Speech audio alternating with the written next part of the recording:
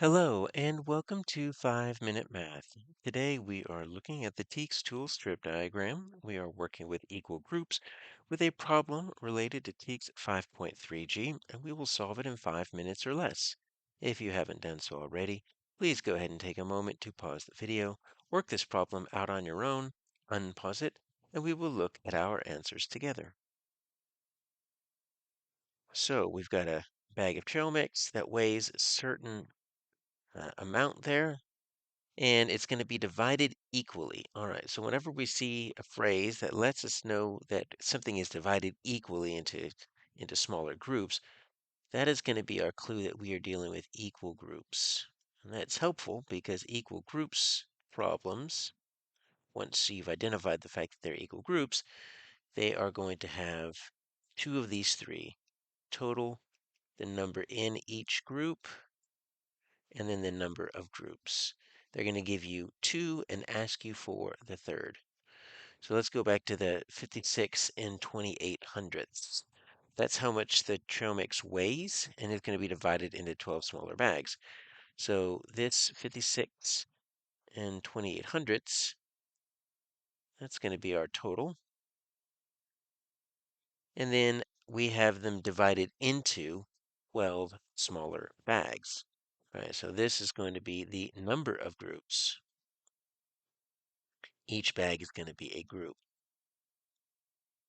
So if we have the total and the number of groups, they're going to ask us for the number in each group. How many ounces are in each small bag? There we go. Number in each group. All right, so our groups are our bags. We're looking for how many ounces are in each bag. So we could represent this with a strip diagram. So if we wanted to show a model like this, there's a few different ways we can show our total. I'm going to show it like this. I'm going to put it at the top, but it could be at the bottom. It could be connected with a bar like this, or it could be just a line all the way across. There are 12 groups. All right, so we can take that, cut it in half. We're going to cut each half in half. So now 2 times 2 makes 4. 4 times 3 makes 12. So what I'm going to do is I'm going to take each of these fourths, cut them into thirds, and there we go.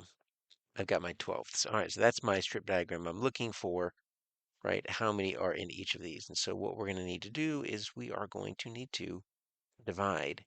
And we have a decimal in our dividend. That's going to be fine.